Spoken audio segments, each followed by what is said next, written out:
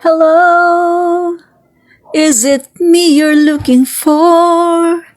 I can see it in your eyes. I can see it in your smile. Unang-una mga kaibigan, atin muna itong itatakel. Kasi may nagtanong po sa akin, no? Hindi ko lang po na sasagot, no? Kasi pagdating dito sa issue na to, ang aking pananaw dito, wala namang hindi naman ako naniniwala na may mga dayaan-dayaan na nangyayari dyan, no? So, I'm talking about PCSO, no? So, ang sabi po, ang tanong po sa akin, no? Ano na daw ba yung nangyari sa investigasyon ni Raffy Tulfo dito po sa PCSO na yan? Etong mga anti-Marcos, no? Yung mga Didi shits na tinatawag mga kaibigan, ay alam naman natin na pinagbibintangan po nila ang ating First Lady, F.L. Lisa Marcos, na eto daw si F.L. Lisa Marcos ay kasabwat daw sa pagmamanipulate nitong winner, no? So, dami-dami nilang mga kung ano-ano mga pinapasabog, ng kung ano-ano mga pagbibintang, pero sa awa ng Panginoon, hindi naman talaga nila napatunayan ng solidong-solido na talagang ebidensya. Wala naman talaga mga kababayan, no? So, eto, pag-uusapan lang natin ng konti bago tayo pumunta sa ating pinaka-topic, mga kaibigan, no? Aline Arsenas, hello and blessed afternoon admin at sa lahat. Blessed afternoon din po sa iyo. Marami pong salamat sa panunood, no? So, bago tayo magkomento mga kaibigan, atin muna itong papakinggan, no? Ang isang balitang to. Bola na pero binobola pa. Yan ang tingin ng netizens nang biglang magkaaberya sa isang lotto draw. Duda nila baka umi-style lang daw ang PCSO para mamanipula ang resulta. Nasa frontline ng balitang yan, si Camille Samonte.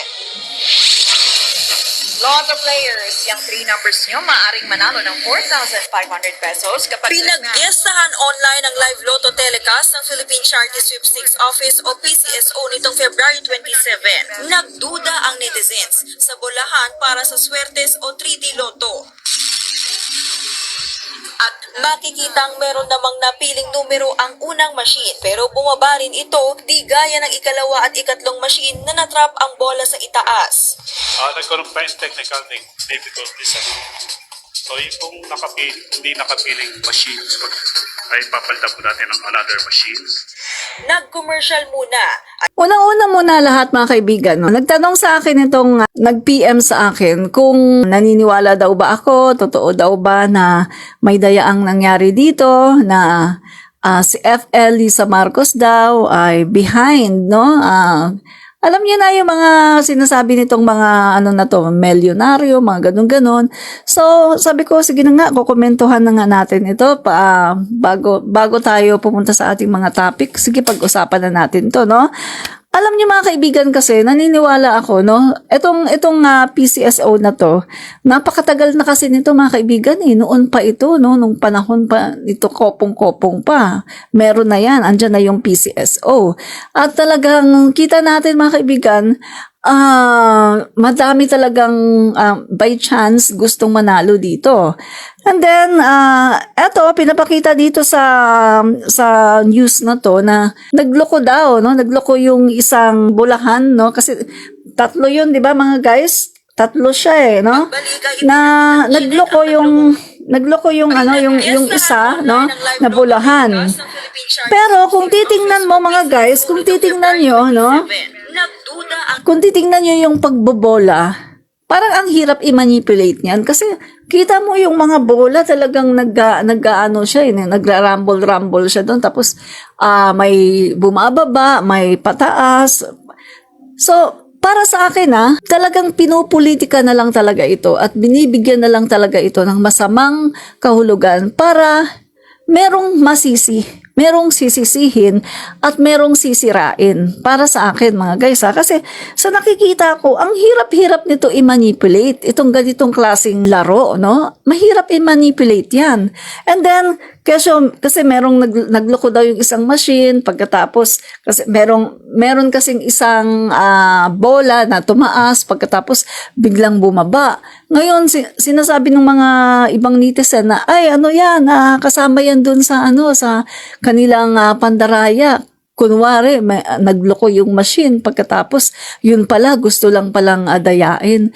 Para sa akin, no, mga kaibigan, nakita naman natin na, may pinalitan, no? Pinalitan, pagkatapos, online ulit pinapakita sa Philippine television, pinapakita online, andyan pa yung mga CCTVs, pagkatapos meron pang tao na nandoon mga kaibigan. At saka pinapakita din yung pagdodraw. So para sa akin mga kaibigan, natural lang naman na ang isang machine or kahit nga tao di ba? Kahit tao mga kaibigan, may mga time na talagang merong error sa sistema pero hindi naman siya na-manipulate, hindi naman siya dinaya talaga. So siguro ganito yung nangyayari kasi naniniwala ako na wala namang perpekto na makina Minsan nakakaranas din talaga ng pag-malfunction ng makina pero ang maganda dito kasi pinalitan nga tapos, online pa rin talaga, pinapakita pa rin talaga yung pagdodraw. So, makikita mo na talagang walang dayaan, mga kaibigan, no? Siguro nakakita na kayo ng kung paano dinodraw yung mga nananalo sa loto, no? Sa PCSO. Nakikita nyo, di ba? Yung mga bola, ang talagang rumble-rumble na tumataas, bumababa. Ang hirap nun ang hirap nun i-manipulate. At saka, hindi naman siguro makikita na, ayan, number kailangan halimbawa, number 2, kailangan yun ang palabasin. Hindi naman siguro mai-eksakto na lalabas yung number 2, mga kaibigan. At hindi lang naman iisa na tube ang nandoon, di ba? Tatlo yun Tatlong machine yun, mga kaibigan. So, ang hirap-hirap nun i-manipulate. Kaya para sa akin, etong nangyayaring ito ngayon, mga kaibigan, no, ay talagang pinopolitika lang talaga nila para sabihin, mga kaibigan, na merong merong nagmamanipulate nang sa ganon ay sirain, no? Unang-una, sinisira ang First Lady natin, mga kaibigan, no? Na nakikipagsabuatan daw, pinapanalo daw ni Mel, no? Milyonaryo daw, pinapanalo daw yung mga kakilala, etc., etc. So makikita natin na wala Kahit na siguro sila ang pumunta doon, bantayan nila ng maigi, no? Mahirap yan, mga kaibigan, i-manipulate. Mabuti sana kung isang machine lang yan na ang idodraw lang halimbawa, mga 2 numbers. Kaso hindi Maraming numbers ang dinodraw, di ba? Alam niyo naman yung sa loto. So, napakahirap niyan i-manipulate. Isa pa mga kaibigan, no? Ang netizens sa bolahan para sa Swertes o 3D Lotto. Ayan ang hirap-hirap niyan i-manipulate. Meron namang napiling numero ang unang machine pero bumaba rin ito di gaya ng ikalawa at ikatlong machine na natrap ang bola sa itaas. Nagkaroon pa yung technical Natrap ang bola mga kaibigan nun sa isa. Yun yung nagloko. machines. Ay papalitan po natin ng another machines. Nag-commercial muna at pagbalik ay ipinakitang chinek ang naglokong makina. Pinalitan din ito ng bago saka itinuloy ang bola. Kinakabahan tuloy ang mga tumataya dahil baka minamanipula na raw ang resulta ng loto. Kamakailan matatanda ang pinunari diba? ng netizen? So, kung makikita mo, hindi siya minamanipula kasi talagang kitang-kita talaga, no, pinapakita na pinalitan kasi nga nagloko na stuck yung isang bola and then nag-commercial muna pagkatapos nag-online na naman at pinakita doon online kung paano talagang mag-draw, kung paano lumabas yung bola na kailangan, no, para manalo. So makikita natin, hindi siya manipulated, no? Mga kaibigan, talagang binibigyan lang ng masamang kahulugan nitong mga anti-government na to para nang sa ganon ay sirain nila yung mga tao behind this, pagkatapos idinadamay din nila yung ating First Lady, no? So, mga kaibigan, eto naman, komentuhan natin itong tungkol dito sa edited daw, no? Edited na damit, nakatakip yung mukha, yan. Solo winner sa loto kahit na sabi ng mga eksperto, mas mataas pa ang tsansang tamaan ng kidlat kesa makajackpot sa loto. Oh, ito, 'di ba? Oh. Sabi nila, mas mataas pa ang yung mga eksperto daw, mas mataas pa yung chance na tamaan ng kidlat kaysa manalo sa loto.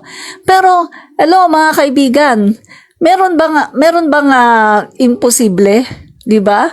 Malay mo talagang during that time talagang yun na talaga ang mananalo. Yung mga tao na talaga yun ang mananalo. At malay nyo talagang yun lang talaga no?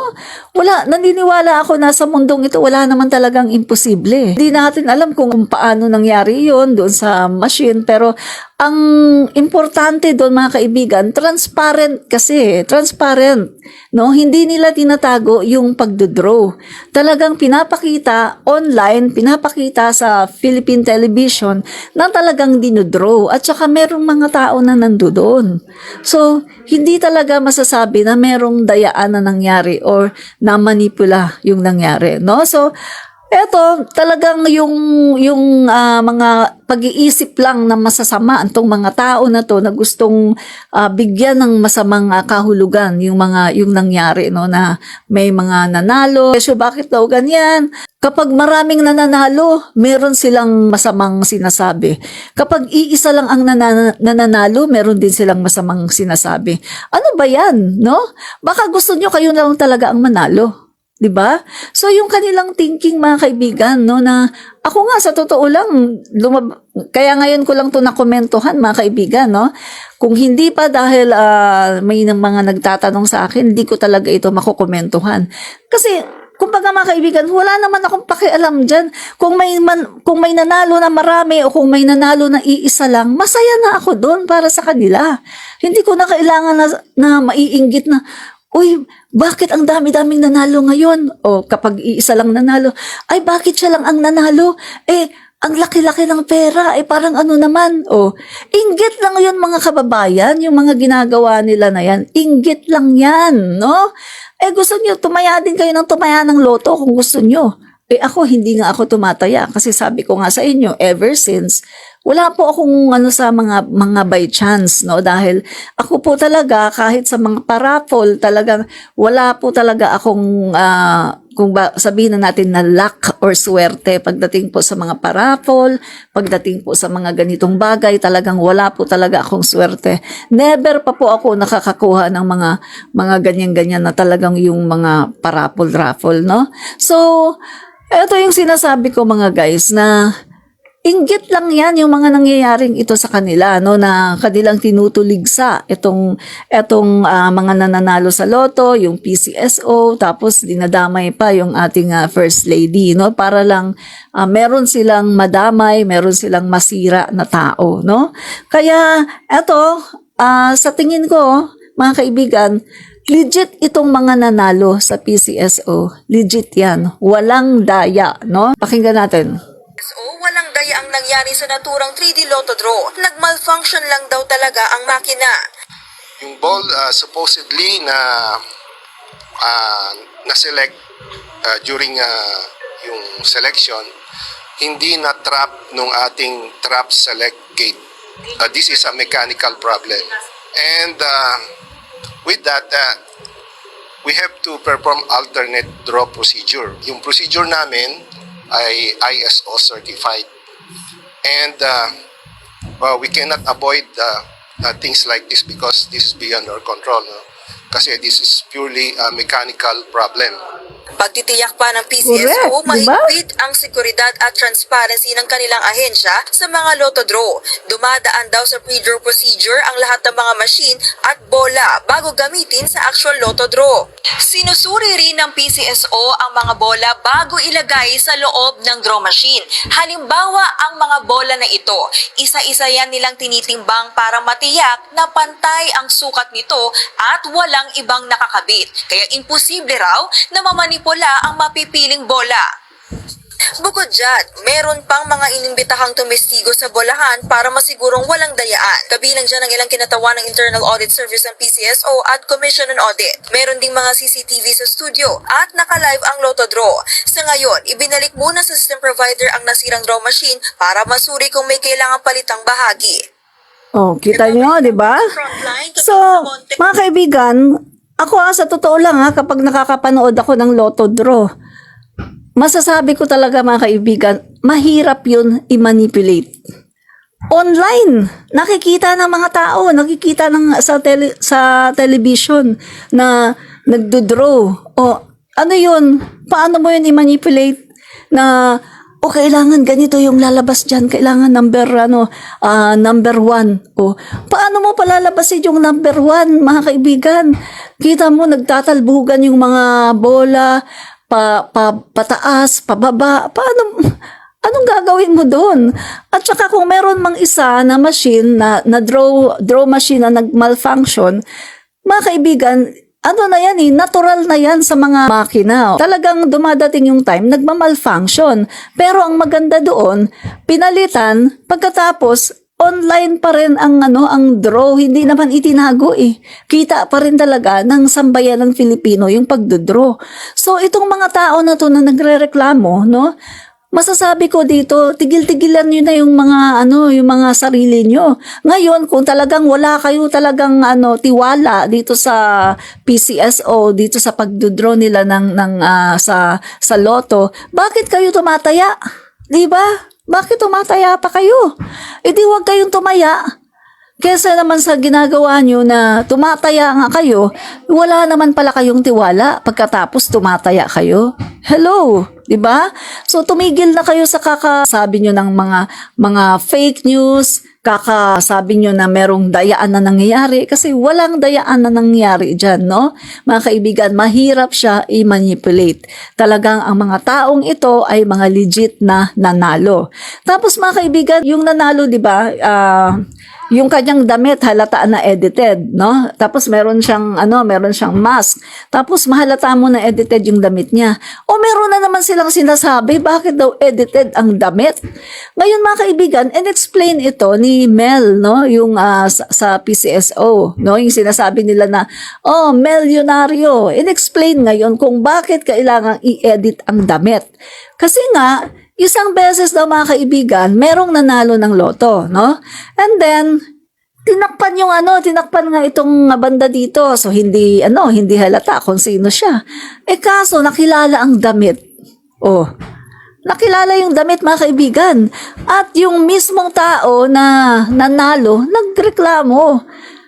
Nagsabi na, sana itinago nyo na lang or inedit nyo na lang yung damit ko kasi nakilala ako. 'Di ba? So mga kaibigan, sa totoo lang, kung ako manalo ako ng loto, no? Just in case lang na tumataya ako at nanalo ako ng loto, kapag ganun din ang gagawin ko. Ire-request ko rin sa PCSO na pwede bang takpan na lahat yung mukha ko, mata lang ang makikita. Pagkatapos, pwede bang pagsuotin nyo na lang ako ng kahit para lang hindi malalaman na ikaw yun, hindi makita yung damit mo. Kasi mga kaibigan, delikado din kasi. Kaya talagang naiintindihan ko kung bakit yung mga nananalo dito sa loto, bakit nila tinatago yung identity. Naiintindihan ko kasi unang-una sa lahat mga kaibigan, manganganib yung buhay mo. Yung mga kawatan, unang-una mga kawatan, mga kaibigan, andyan yung baka looban yung bahay mo, o baka habang ikaw ay pauwi sa bahay mo, mga kaibigan, meron nang nakaabang sa'yo. Tapos yung mga kamag-anak mo na napakatagal mo nang hindi nakikita, pag nalaman nila nanalo ka sa loto, Mga kaibigan, magpupuntahan lahat yan sa bahay mo. At yung mga kagalit mo, yung mga kaibigan mo na hindi ka naman sinisin, hindi ka naman sinachat, aba, feeling close na sa'yo, pupuntahan ka lahat ngayon. Pagkatapos yung mga mangungutang sa'yo, mga kaibigan. So, kaya yan ang dahilan kung bakit kailangan na itago talaga yung identity ng isang winner ng loto, no? Hindi yung iniisip nila, bakit ganyan ini-edit yung ini-edit yung damit. Siguro ganito. Hello? Subukan nyo nga kayo ang manalo ng loto, pagkatapos ipakita nyo yung mukha nyo at saka mga damit nyo. Sige, subukan nyo nga. Tingnan natin kung may matira pa sa pera nyo. Di ba?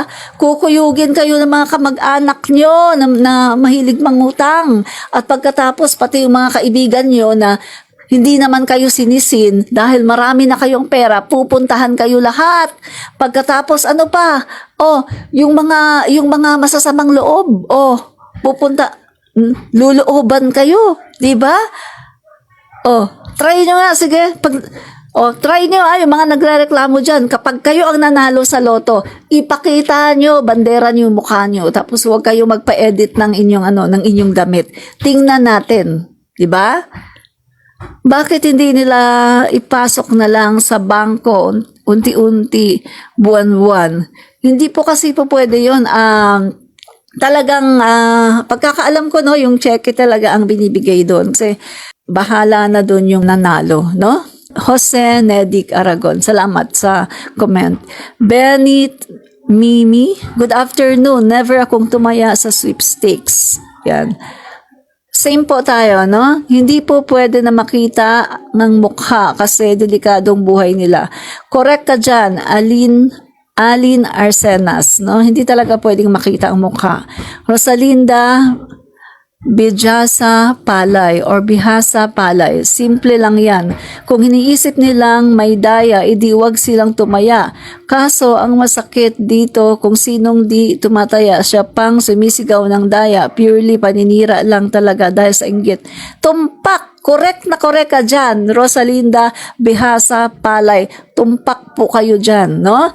Yung mga hindi tumataya, yung mga reklamo ng reklamo dyan talaga. At ang kanilang purpose lang ay manira ng tao, no?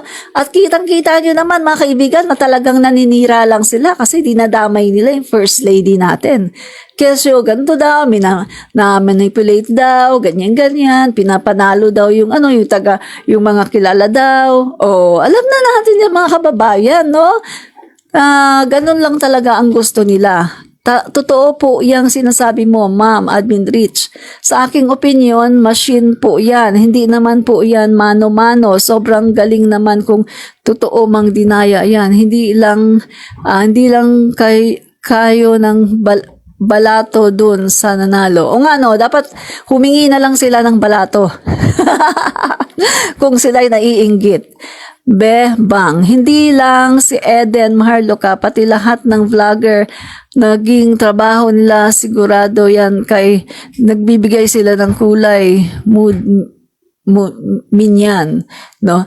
Mga kaibigan, pansin ko yung mga anti-Marcos vlogger, no? Sabay-sabay sila, mga guys. Synchronize sila na talagang yung pinapakalat nila na, milyonaryo, si F. Elisa Marcos daw, mga kaibigan, behind daw sa nangyaring yan.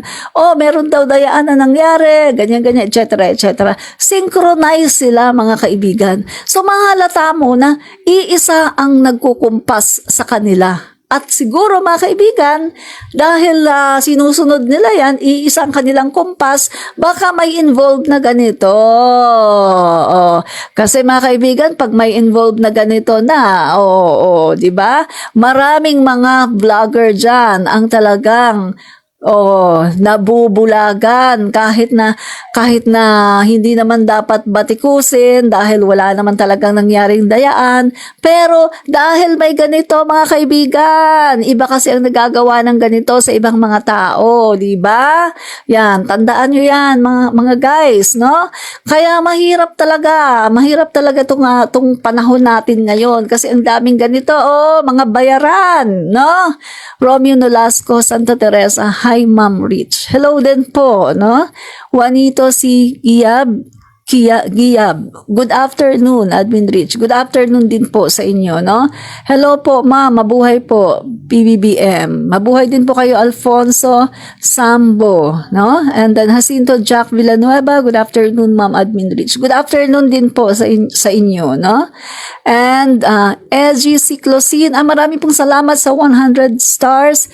SG Ciclosin, no? Marami pong salamat. And sino pa po? Mary Grace Gapultos Ancheta. Hindi naman talaga pinapakita noon ang nananalo, kaya nga na nakapagtataka ngayon biglang may pagpicture at edited pa at sunod-sunod pa talaga, no? So mga kaibigan, hindi natin alam kung ano ang kanilang malay nyo talagang ngayon ay nag-iba na ng baka nag-iba na sila ng style, baka kailangan ng medyo picturean, pero i-conceal, no, i-hide kung sino siya, no, mga kaibigan, no. Wala namang masama dun na kumbaga maipakita na ito may nanalo, pero naka-conceal lang talaga para hindi malaman kung sino talaga yung tao na yun na nanalo, no? Yan. Sinabi na yan ng anak ni Juan Ponce Enrile na may bayad sila. Opo, may bayad talaga yung mga yan, yung mga naninira na yan, no? Mga anti-government na yan, bayad po yan sila, mga kaibigan, no? Trabaho nila yan, sirain yung ating mga government official, ang kanilang target po, First Lady, no? The First Lady of the Philippines, yan ang target nila. Nakita niyo naman si Mahar Loca-Loca, di ba? Kung paano bumanat, mga kaibigan. Naniniwala ba kayo na walang nagbabayad doon? Grabe bumanat, mga kaibigan. At ang mga banat niya, wala naman siyang matitibay na ebidensya. Puro lang si puting ahas at saka si bubuit. Pagdating sa korte, mga kaibigan, kahit ilang puting ahas pa ang kanyang source, hindi siya paniniwalaan. Kaya yan, halatang-halata na talaga mga bayad yung mga yan, di ba? So, ang PCSO, although hindi ako tumataya dito, pero sa totoo lang, no, maganda ang PCSO. Merong sweepstakes. Naalala ko, bata pa ako noon, sa Mindanao kami, no? May nagtitinda ng sweepstakes, Ano yun parang maliliit siya na, tapos pinuputol, no?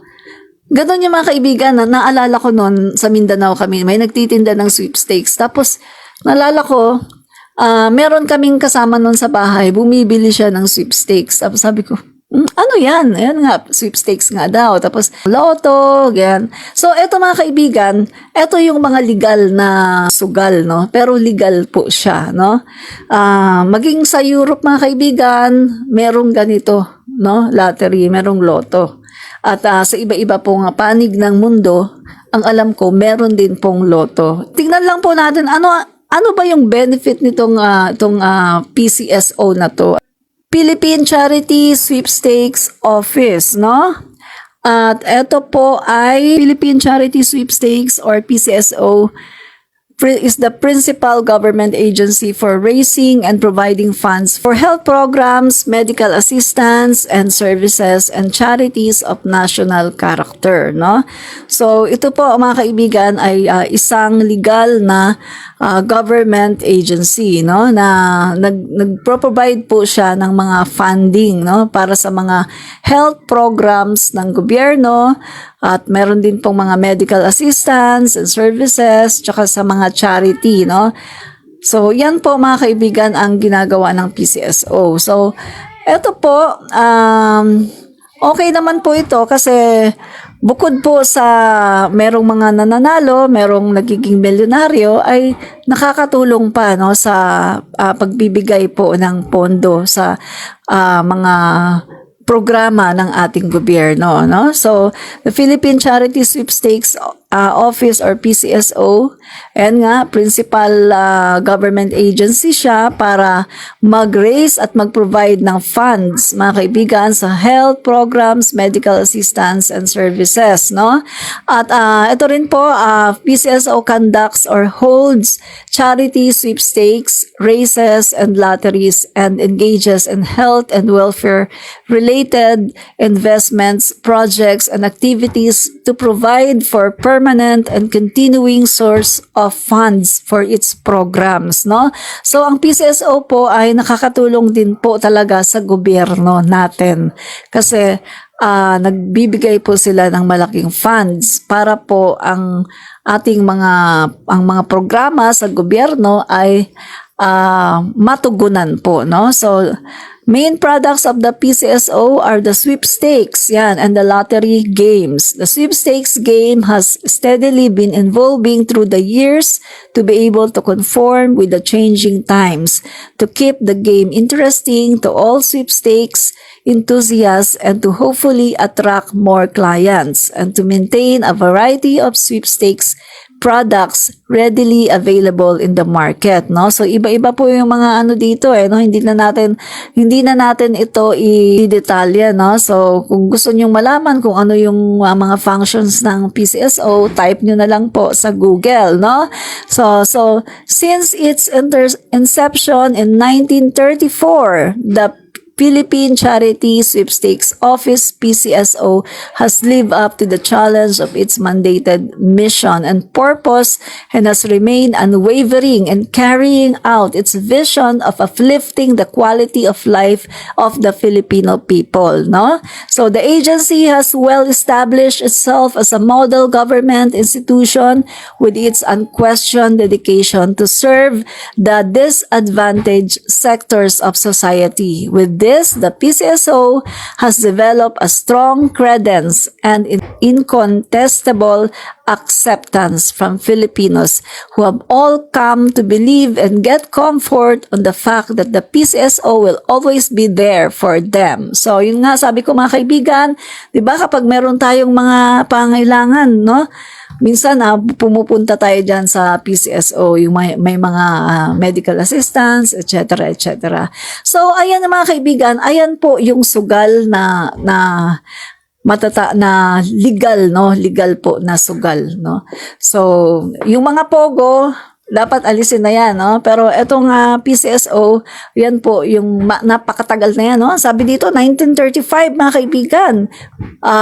Andyan na talaga yan, mga kaibigan, no? At hindi lang dito yan sa Pilipinas, kundi sa iba-ibang pong lupalop ng mundo ay meron pong mga lottery, meron pong mga sweepstakes, no? So, pagdating po dyan, legal po yan. At para sa akin, wala namang masama dyan kasi nakakatulong naman po yan sa ating gobyerno at sa mga mamamayang Filipino, no? So, tsaka ano lang po, no, mga kaibigan, paalala lang, hindi naman po masamang tumaya ng sweepstakes o lottery. Basta, yung ano lang huwag yung, meron kang 100 pesos, pambili mo ng bigas. Ay, hindi na ako bibili ng bigas. Tataya ko na lang ng loto. Tataya ko na lang ng sweepstakes. Mali ho yun. Yun ang mali. Kung meron kang kung meron kang extra dyan, no? Kumbaga, nakapagtabi ka na, meron ka pang extra. Ay, meron akong 30 pesos o 40 pesos at tataya ko na lang to doon. Okay po, yun. Pero kung itataya mo lahat to the point na wala ka na pong pambili ng bigas, yun ang mali. So, sabi nga ni Catriona Gray, mga kaibigan, di ba? Nung tinanong siya tungkol doon sa kung siya daw ba ay okay doon sa use ng marijuana. Anong sabi ni Catriona Gray? For, kung recreational at kung ayaw niya, pero kung medical use, okay lang daw. Kasi naniniwala siya na all things are good, no? Kung gagawin mo yan moderately. No? Tama naman, di ba? May tama naman, mga kaibigan. Kaso nga lang, dito sa ating bansa, sa Pilipinas, walang ganon eh. Kasi mga kaibigan, marami sa ating mga kababayan, kapag naumpisahang gumamit, tuloy-tuloy na, walang control. So, wag na lang gawing legal yung paggamit ng marijuana for medical use. Kasi wala eh. Iaabuso lang yan ng ating mga kababayan, di ba? So, para hindi maabuso, wag na lang gawing legal or wag na lang siyang gamitin for medical use kasi aabusuhin lang din yan, di ba? Eh, meron nga, di ba, inabuso ang fentanyl. Anong nangyari? Sa pag-aabuso niya ng paggamit ng fentanyl, anong nangyari sa kanya? Hindi na niya alam na sinabi niyang bangag si PBBM. Di ba mga kaibigan? Ganun yun. So, wag na lang, di ba? Para nang sa ganon, wala na lang umabuso. O siguro yung fentanyl, ipagbawal na rin.